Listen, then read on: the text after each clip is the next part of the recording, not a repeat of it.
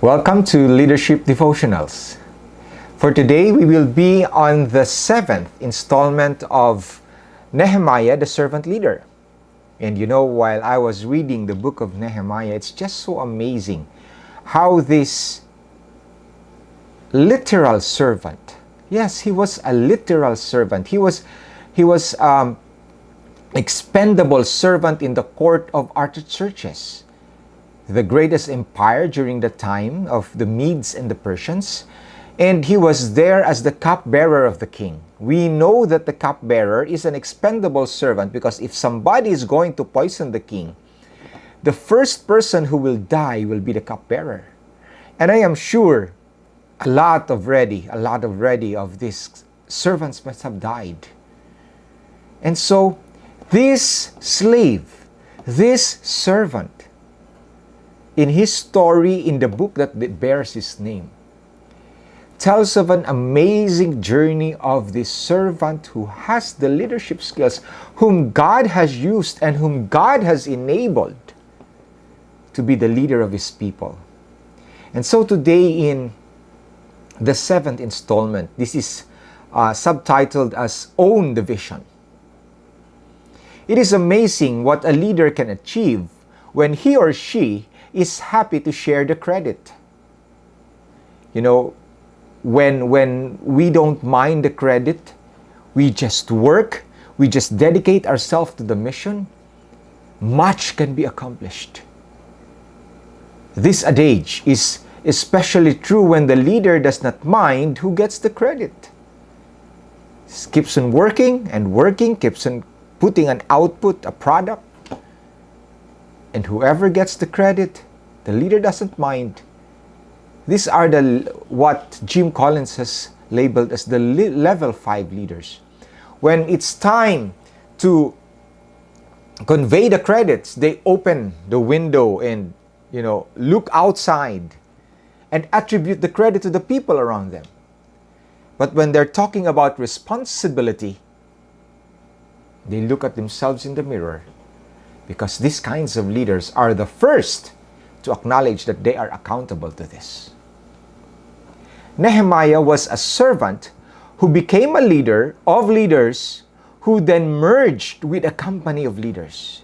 Yes, he was a servant from the court of King Artaxerxes who became a servant leader, a leader who serves his own people there in Jerusalem, who later became a leader of leaders. Because when he arrived in Jerusalem, yes, there were nobles there were rulers there. And he rallied all of this together in order to build the walls of Jerusalem. Focusing on a contagious, God-given, heart-stirring vision with other servant leaders is very different. Okay, when you focus on the vision that God has given you, it's truly heart-stirring. It's different from the role of a company CEO to whom others are answerable. Yes, in a corporate setting, in a corporate setup where there is a CEO, there's a president, people are accountable to that CEO because it's the CEO who authorizes their salary. It's the CEO who employs them. It's the CEO who approves their bonuses, their benefits, whatever it is. But for this servant leader, Nehemiah, he has nothing to pay the people. All he has is a God-given, contagious, and heart-stirring vision to build the walls of Jerusalem so that we will no longer be ashamed. We will no longer be in reproach. That was the vision that Nehemiah has given to his fellow Jews. The process of seeking a God-given shared vision, then articulating it effectively in an environment of volunteer leaders needs one, prayerful submission. We know for a fact that Nehemiah had prayed for months before he even had the courage to lay down before the emperor, before King Artaxerxes, his request. And so, the process of seeking a God-given, shared vision, then articulating it effectively to the people, needs 1, prayerful submission. Number 2, careful listening. Yes, we had an episode here in Nehemiah wherein he simply listened with empathy to the people. Prayerful submission, careful listening, and challenging the community to openness and negotiation. Yes, he put out a challenge to the community. He put out the vision to the community. And it's so amazing. Everyone bought into the vision. The priest said, we will take care of the sheep gate and we're going to build it up. Another family said, we will take care of this gate and we're going to build it up. Another family said, we will take care of this gap of this breach and we will fill this with stones and we will build this up. All of this was done through prayerful submission, careful, empathetic listening, and challenging the community to openness and negotiation. All leaders discover that a variety of personal agendas generate alternate visions when a group of talented leaders come together. Nehemiah had to submit his impression of the vision to rebuild first to God that he might understand God's will to the community. Yes, the vision has to be God-given. The vision has to be God-directed. And not only that, the vision is to understand God's will for the community. 2 elements. The vision is God-given, and definitely God has a vision, has a will for the community. And these 2 has to jive together. His submission required the joining, okay? His submission, Nehemiah's submission, required the joining of the spiritual qualities of a servant. Okay? Number 1, spiritual qualities of a servant. Number 2, respect for the body of God's people.